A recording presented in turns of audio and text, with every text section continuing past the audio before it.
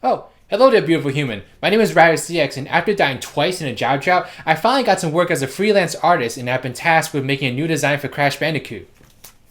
Here's what I got so far.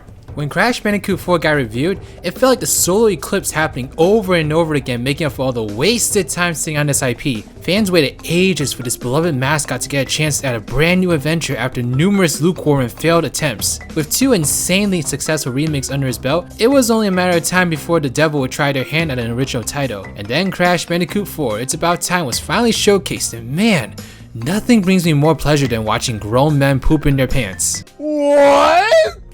Man, doesn't that new Crash game look awesome? It's cool. I mean, the levels look so glorious and huge. We got multiple playable characters, a sick narrative. I honestly don't know what else we could ask for. Well, we could ask that starting excuse of a design to be chewed, eaten, defecated, and drowned in the Pacific Ocean of lava, worldwide brainwave to raise the existence of that ruin that Triceratops Crash!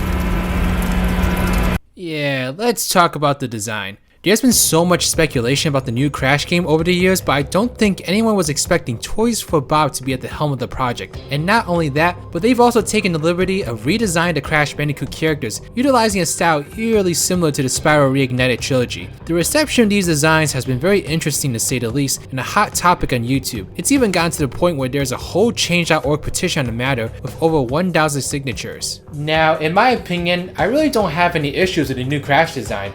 At first, I was a little bit hesitant about it, to be honest, but after having some time with it and seeing it in action, I really do think that this design is really good and that Toys for Bob have done a really good job at recreating Crash Bandicoot. There are 3 things that every Crash design should have. 1, he should be orange, which is the color of subdued fierceness. 2, he should have Zac Efron abs. Abs! And 3, does he look stupid as as the great preacher of Crash Bandicoot once said, "He's a mute dumbass meant to tribute other mute dumbasses in old Warner Brothers cartoon." But to put it in a more artsy, elegant way, cause I'm hipster trash, Crash Bandicoot to me is a cathedral of infinite naivete. He sees the world as a giant playground, where trees are skyscrapers that reach into space, where every digestible substance from Kit Kats to Brussels sprouts are delicious Wumpa fruit, where every being that tries to kill him fuels his continued lust for adrenaline. Crash is ultimately unaware of the dangers that surround him and blindly runs into everything, even the most stressing of times. But that's a huge part of his appeal and why he's been able to survive for so long as a platforming icon. It certainly is a popular genre that always has tons of competition, so it's mighty impressive he's been able to regain relevancy after presumably being dead thanks to the devil. So the question remains,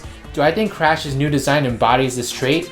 If you thought I was gonna say yes, I was. So I figured out my stance on the design, but now the question remains as to why it seems such a large group of people are not in favor of this design. What is it about this Crash that is blowing the kettle? I decided to go to my favorite war zone and find out myself, and the answers I got were not very helpful. But the reason they weren't was because the clear majority of people loved this design. Crash 4. It seems like a more natural evolution of the character, while N Sane's design is trying to be too realistic, which will end up in the game not aging very well. I like Crash 4 better. It generally looks more appealing and the colors are more vibrant. Overall, it fits the Crash universe better than N Sane Crash. N Sane Crash is still pretty good though. Crash 4 design is fantastic and it's my favorite Crash design ever. We did have some people that preferred the N Sane design, but no one outright hated the new design. Maybe my sample pool wasn't the biggest, as I'm sure there was a bigger content creator that asked this question, we would have gotten much more diverse answers. Nonetheless, I think I figured out a reason as to why people might not be liking this new design. When you hear the word change, what comes to your head? Is it a beam of bright lights and stars that make you feel refreshed and excited? Or is it an avalanche of fears and scenarios that threaten your life at this very moment? Let me know in the comment section what it is, but I guarantee you that every answer is correct. Change can be such a conflicting subject in just about any form of medium, from fine arts to life choices. Thus, video games aren't immune to these fears. Some people are as dedicated to resisting change as I am to referencing Taylor Swift in every video. Go buy folklore, you head. To further illustrate this, let's shift gears to a familiar blue hedgehog and talk about a design change that he's had. No, not that one. What I'm talking about is Sonic's design in the first adventure game. What?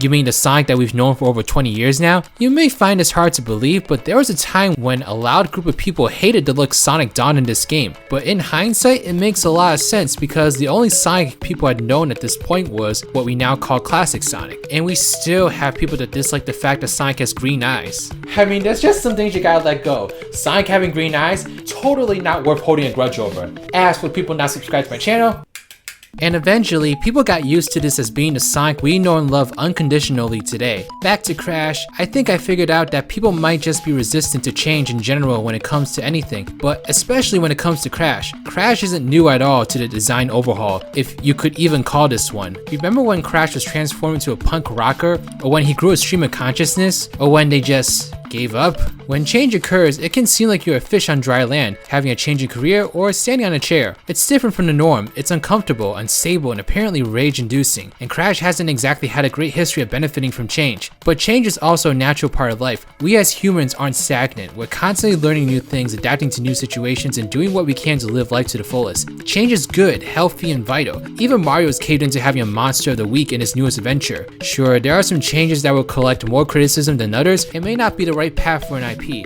but I've been watching this new Crash and all the new footage and images we've gotten, and I just can't see what it is about this design and art style that can turn a Crash fan off. Despite the different feel it has, this Crash still retains a lot of the features of the original design. It's just adapted to appeal to the art style. They could have completely overhauled his design like they did a decade ago, but they understood the iconic feel of the original design and wanted to make sure they paid homage to it. But at the same time, they made certain alterations to put their own spin on the character, because otherwise Crash would just be a static character that never evolved. Let me know in the comment section below what you think about Crash's new design. Do you love it? Do you hate it? Let me know why or why not in the comment section below. But if you're on the side of not being a fan of the design, that's totally okay. You know, everyone is entitled to their opinion. But there is one thing I highly suggest you do. When you go into this new game, try to let go of your opinions on the design, because I've let things like that really cloud my judgment going into a game, and it made it a lot harder for me to enjoy the game for what it was. Like I said, it's okay to have your opinions on the design. I'm not telling you to think this way or that way about a design, you know, that's not my job here. I will say though, that's something that you can put aside and really still enjoy the game for what it is. If you let that cloud up your mind when you get this game, then it's all you're gonna be thinking about, and it's gonna be so much harder to enjoy everything else this game has to offer. It honestly looks like the game that the Crash fanbase has been asking for forever, and I look forward to seeing what Toys for Bob brings to the table. And now that we have that out of the way, it's time to work on my next masterpiece. 6.5 hours later.